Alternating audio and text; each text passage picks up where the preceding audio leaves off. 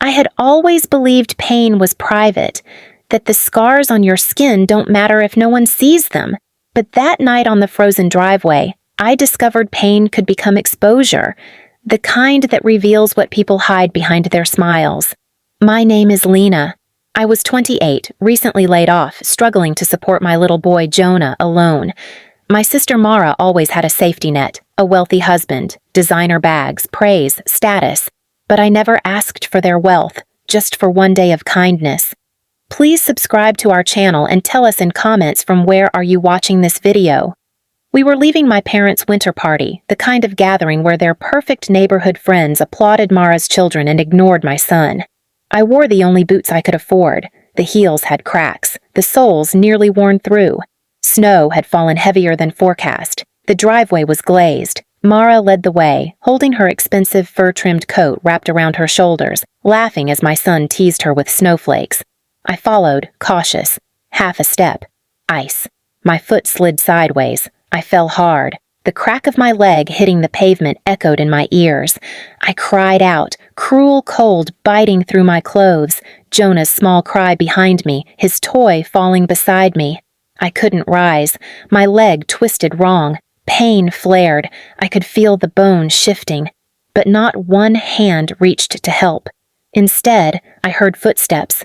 My father's boot landed beside me. I looked up through tears, his face blank. "Get up," he said. No softness. I tried. Couldn't. My weight pinned me down. I moaned. My mother appeared, gloved hand on her fur collar, expression cold. She glanced at the crimson spot bleeding through my coat. "Don't bleed on the path," she sneered, stepping over me like I was nothing more than a stain. "You'll dirty Mara's shoes." Mara followed behind, heels clicking, gaze a mixture of annoyance and entitlement. "Get up, you drama queen," she said, her voice low, cruel. "You always try to steal the spotlight." My little boy knelt beside me, trembling. "Mommy?" he asked, voice brittle. "Are you okay?" My vision blurred, tears mingling with snowflakes. I tried to answer. The cold made my tongue heavy. My mother waved Jonah back. "Go inside. You're embarrassing me." My father stood watching, arms folded, breathing in the night. The car warmed behind him, lights glowing, waiting. My sister's bag dropped to the snow. Her gloves slipped mid-step. They turned and walked away, leaving me lying on ice, bleeding, broken. My son's cry broke me. I crawled toward him, my leg numb, tears freezing on my cheeks. That night, I discovered something I never should have had to learn. Sometimes family is cruel by design. Sometimes the ones who say they love you make you disappear. But lying in the snow, broken, I made a vow. They were going to watch me walk away, and they'd never again pretend I was too small to matter. My fingers were stiff from the cold, but I managed to cradle Jonah into my arms as best I could. My broken leg screamed with every inch I dragged us toward the dim porch light across the snowy driveway. But no one came out. They were inside, laughing, drinking, warm. That house was never home to me. It was a museum of Mara's achievements, filled with world's best daughter plaques, baby photos of her in silver frames, her wedding portrait in a gilded case. I had asked once where my graduation photo was. My mother said, "We don't hang disappointments on the wall." I got us to the edge of the driveway, slipping against the curb. Jonah clung to me, crying. My breath came in ragged bursts, steam rising from my lips. The lights inside flickered past the window, shadows dancing across velvet curtains as if nothing was wrong. I looked at Jonah's little blue fingers. He was getting too cold, too fast. I had no phone, no ride, no coat thick enough to fight this kind of winter. But I had him, and I'd been alone before.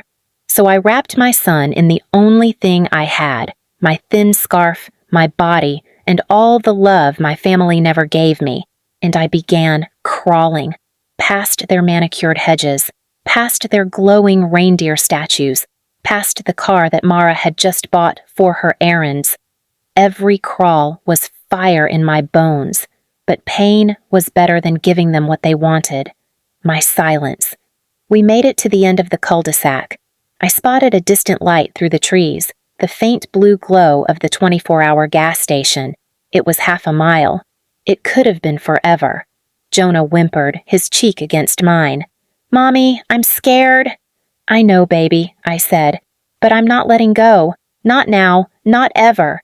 I hoisted him up, gripping his legs with my good arm, hopping, limping, teeth clenched, every step like knives sawing into my leg. But I kept moving. The snow turned to sleet. The wind howled. My vision blurred. I thought I saw my grandmother walking beside me. She'd died years ago, but she was the only one who ever truly loved me. "You are not them," I imagined her whispering. "You are more." I made it to the gas station door and slammed against it with the last of my strength. The clerk gasped, "Ma'am, are you hurt?" Everything after that was a blur of lights, sirens, and the white brightness of the ER. A woman officer tried to take Jonah from me, but I clutched him tight until they assured me he was safe. A nurse cut open my jeans and stared at my swollen, bloody leg. "How long were you in the cold like this?" she asked. "Too long," I said, "but not long enough to freeze my heart."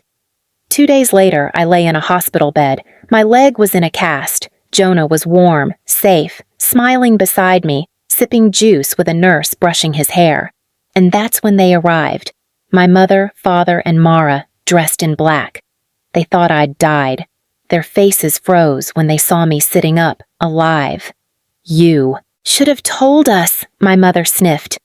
"Really?" I asked, voice steady. "Like I told you I was laid off? Like I told you we had nowhere else to go? Like I told you I was bleeding on your driveway and you stepped over me?" They looked away. "We want to help," Mara said. "We could call a lawyer, file a case against the city for the ice." I laughed, a sound that wasn't pretty, but it was real. "No," I said, "you're going to do nothing, and you're going to stay away from us." My father's jaw twitched. "Don't be dramatic." I turned to the officer who had come to check on me. "Can I file a no-contact order?" The officer nodded. "Yes, you can." And I did. When they left, my son looked at me and said, "Are they bad people?" I thought for a long moment. "They're broken people," I said, "but that doesn't mean we have to be." I kissed his forehead, and for the first time in years, I felt safe. But I wasn't done, because while I healed, I quietly documented everything. Every photo, every cruel message from my mother calling me pathetic, every voice note Mara sent mocking my bad life choices. I turned their silence and my pain into a platform. I started a blog, a YouTube channel. Anonymous at first, sharing my story, my son's, and stories from other forgotten daughters who had been told they were worthless. And it exploded. One day, a video titled, "She Slipped on Ice. Her family stepped over her, but she crawled to freedom," hit 1 million views. The world heard me, listened, and eventually, my family saw it too. Their calls came, their apologies, their offers to talk. But I didn't answer. They had already made their choice that night on the ice. Now it was my turn to walk over them, not in cruelty, but in strength. It started with one email. A woman from Michigan wrote, "Your story saved me. I thought I was alone." Then a grandmother from Canada. "I raised my grandson after my daughter abandoned him. Your strength gave me hope." And then dozens, hundreds. Strangers began sharing their own versions of pain and survival.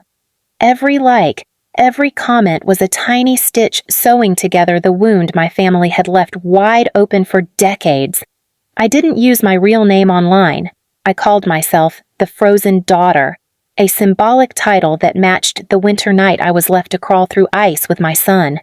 People resonated with it. I posted once a week, animations, voiceovers, photos of healing. I never named my parents. I never needed to. But the world is small, especially in our town. Soon, my sister's husband lost a client. The woman said she couldn't associate her brand with someone related to those people who left a woman in labor on the street. My parents' church suddenly grew cold toward them. At the grocery store, whispers trailed behind them like smoke. And then, the big one. A reporter reached out. She was doing a piece called Invisible Wounds, Families That Hurt. She asked if I'd be willing to appear.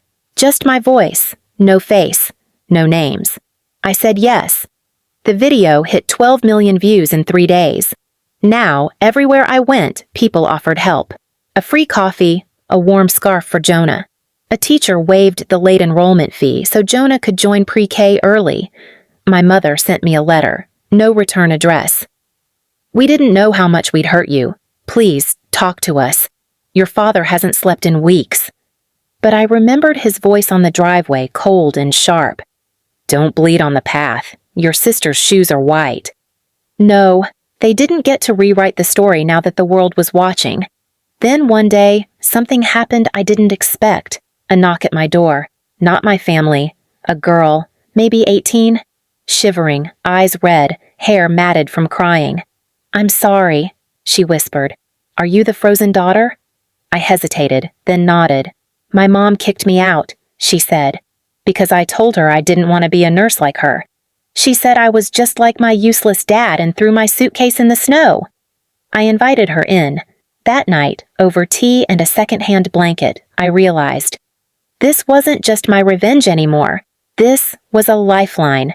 I started organizing meetups, online support groups. I partnered with shelters, single mothers, runaways, foster care advocates. We started a foundation, Burn Bright, for kids and adults who were told they were mistakes. As for my family, they kept watching my success grow from behind a digital wall. They never stopped trying to message me, to take credit, to spin the narrative. But I never replied, because my silence was the loudest answer they'd ever hear. I moved Jonah and me to a small house near a forest trail. Quiet, peaceful, honest. One night he asked, Mom, why don't we ever visit Grandma? I took a breath. Because some people don't know how to love without hurting. He nodded, quietly wise for 6. I'm glad you do, he said. I smiled and tucked him in, kissed his forehead, and whispered, We don't need their warmth anymore, Jonah. We built our own fire. And as the wind howled softly outside and the snow fell again, I realized that icy road where they stepped over me was the first step toward everything I'd ever become. Please subscribe to our channel and tell us in comments from where are you watching this video.